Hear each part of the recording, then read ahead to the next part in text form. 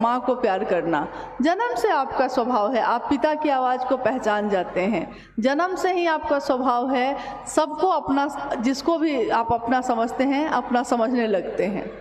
लेकिन उसी सहज प्रेम से हमारे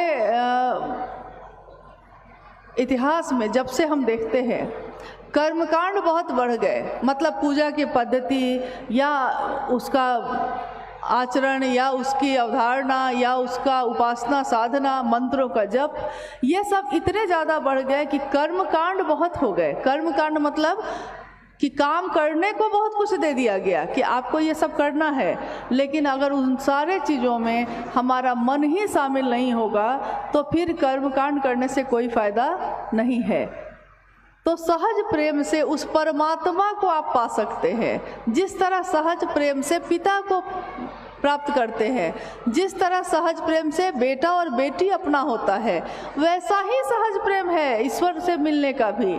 कोई बहुत भारी भरकम बात नहीं है, लेकिन हमको ये भी सुनिश्चित करना होगा कि हाँ, ये सहज प्रेम हमारे मन में ईश्वर के लिए नहीं है, शिव के लिए है, लेकिन हम समझ नहीं पाते हैं। ये प्रकट कब होता है, ये सामने कब आता है। जैसे एक बच्चा जब पैदा होता है तो वो छोटा है, उसके मन में कुछ ऐसे भाव हैं जो सोए हुए हैं, अभी सोए हुए हैं। लेकिन जब वो युवा होता है, बड़ा होता है, अब उसका विवाह कहीं तय कर दिया गया है, अभी तय हुआ है, अभी शादी हुई नहीं है, बस तय हुआ है कि इस अमुक लड़की से तुम्हारी शादी होगी, और उसके अंदर का पति का भाव जग जाता है। होता है कि नहीं ऐसा? पति का भाव अचानक तो नहीं आया था, वो जन्मजात था उसके साथ, लेकिन जब सामने में पत्नी का भाव आया तो उसके अंदर का पति का भाव जग गया। फिर कल को उसकी संतान होती है, पिता का भाव सोया हुआ है अभी भी।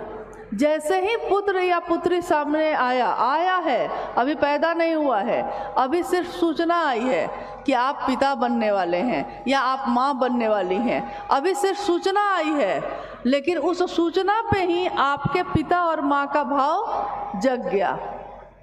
अचानक नहीं आया था कहीं से, ये था, जन्मजात था, लेकिन उस समय पैदा हो जाता है जब सामने वो संबंध आ जाता है। ठीक वैसे ही मित्र आता है कोई सामने, तो आपके अंदर भी मित्र बेटा और बेटा के पास मन पहुंचा। वैसे ही कोई बहुत भारी काम नहीं है ये बहुत आसान है, सरल है, सहज है। सोचा और पहुँचे, शिव को भी याद किया और पहुँचे, बस इतना ही है। जिस दिन हम